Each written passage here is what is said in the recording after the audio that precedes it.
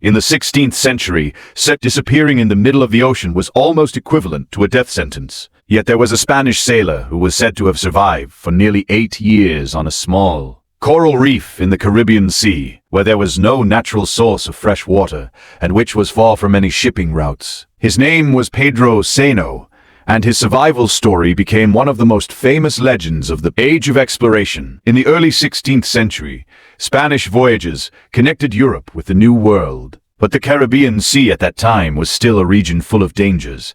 Storms, coral reefs, and limitations in navigation could cause a ship to disappear after only one night. Pedro Serrano was one of those unfortunate enough to fall victim to such a disaster. Around the 1520s, his ship was wrecked off the Caribbean coast. When the chaos was over, Pedro drifted onto a small coral reef in the middle of the sea and realized that he was completely alone.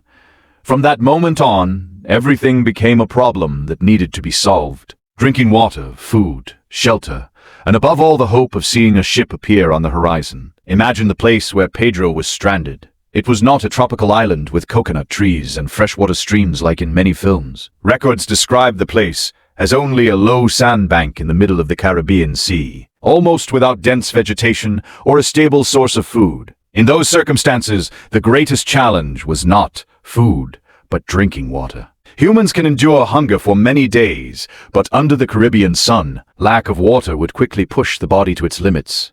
According to surviving documents, Pedro found ways to collect and store rainwater using any tools that could be utilized. Sea turtle shells were used like natural reservoirs, helping him preserve every bit of water for dry days. Therefore, every rainfall had vital significance. But clouds did not always appear at the right time. There were periods when rain was absent for many consecutive days, forcing Pedro to do everything possible to endure. Some accounts say that when his water reserves were exhausted, the path ahead is steep, but you do not walk it alone.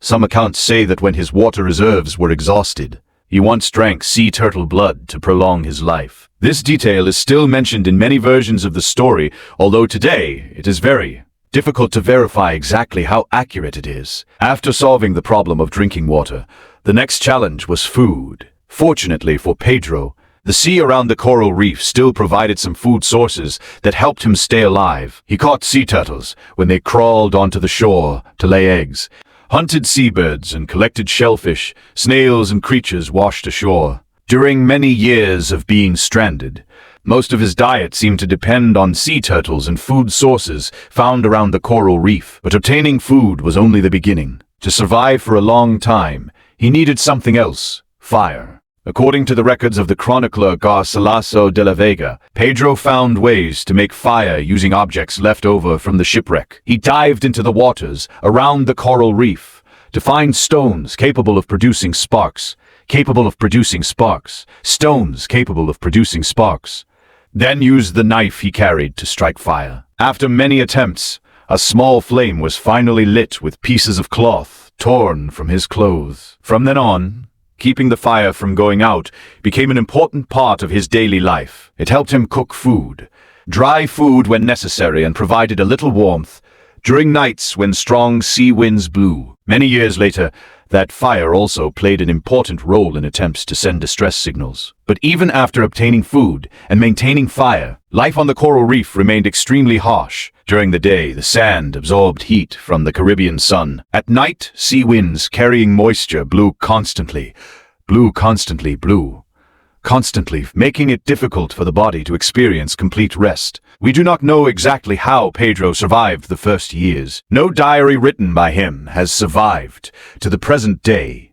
However, but to survive for many years on an isolated coral reef, he must have found ways to create shelter, protect his water reserves, and maintain enough health to continue fighting the surrounding environment. No one was present to record the life of Pedro Serrano. The images appearing in the video are only reconstructions based on historical documents and stories passed down through many generations. After solving basic needs such as drinking water and food, Pedro faced another challenge that was harder to see but equally harsh: loneliness. For many years, he heard no voice except his own. had no news from the outside world and did not know whether anyone still remembered that he existed. Every day began in a familiar way. The sun rose from the sea, the waves continued to crash onto the sand, and then night fell again. Those cycles continued from one month to another to the point that time seemed to lose its original meaning. One day could pass very slowly, the path as slowly, but many years quietly disappeared in a landscape that hardly changed. Then something unexpected happened in the distance on the sandbank. Pedro saw the figure of a human being lying on the sand. It was another survivor who had just drifted in from a shipwreck. Pedro slowly approached instead of rejoicing, because he had finally met another person, but both of them remained wary and cautious. The newcomer saw before him a man who had lived in isolation for many years in the middle of the sea. Hair and beard had grown long, skin darkened by sun and wind. As for Pedro, he was also looking at a stranger who had stepped onto the coral reef after many years without meeting any other human being. To prove that they were not ghosts, both continuously shouted loudly and recited familiar prayers. It may sound strange to modern people, but for Spanish sailors in the 16th century, faith was an important part of life. In those circumstances, prayers not only carried religious meaning, but also helped both men believe that the person standing before them was a human being of flesh and blood. The appearance of the second survivor brought Pedro something he had lacked for many years, a person with whom to share daily life. Now, the daily tasks on the sandbank no longer had to be done alone. They searched for food together, stored rainwater, and patiently watched the horizon. Hoping that one day they would see ships passing through the area. That period lasted for many more years. Living together under such harsh conditions, disagreements were difficult to avoid.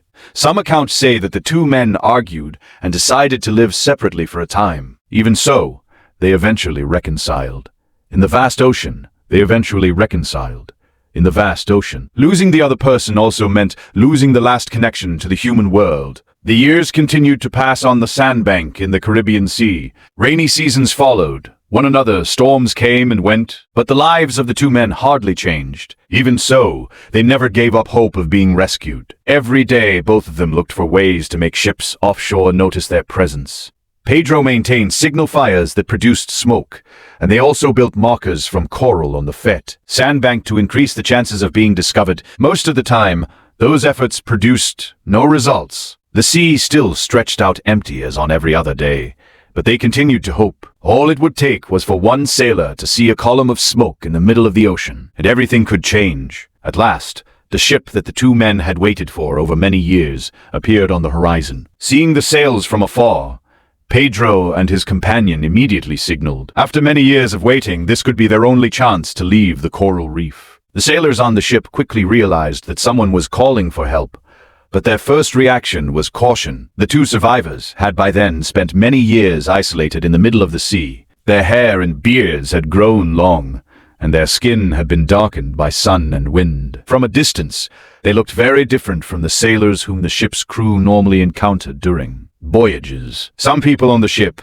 even suspected that they were ghosts appearing in the middle of the ocean. Only when Pedro and his companion loudly recited familiar Christian prayers did the crew feel reassured enough to bring the boat closer. After nearly a decade stranded in the middle of the Caribbean Sea, Pedro Serrano was finally rescued. The coral reef that had helped him survive through the harshest years now gradually disappeared behind him, as the ship carried him back to the world that he had thought he would never see again.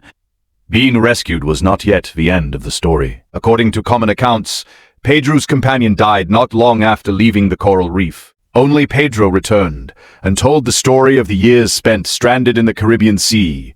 The story quickly spread throughout Spain, in an era when sea voyages were still full of dangers. The fact that a man had survived for many years on an isolated coral reef attracted the attention of both the maritime world and the royal court. Afterwards, Pedro was granted an audience with the king and received a reward for what he had endured. However, the remainder of his life did not last long. He died while traveling back to the New World to receive the pension that had been awarded to him. Today, the story of Pedro Serrano may have been supplemented or altered over time. although truth and legend may have become intertwined over the centuries, the name Pedro Serrano is still mentioned whenever people speak of the strangest survival. Stories of the age of exploration, somewhere in the Caribbean Sea of the 16th century, somewhere in the Caribbean Sea of the 16th century, somewhere in the Caribbean Sea of the 16th century. Tie, as man the Caribbean Sea, I sigh. There was a man who lived for many years on a coral reef almost completely separated from the rest of the world. He survived on rainwater, sea turtles, a fire preserved through the years, and the hope that one day a ship would appear on the horizon at last. That day came, the day he returned to the world of humankind.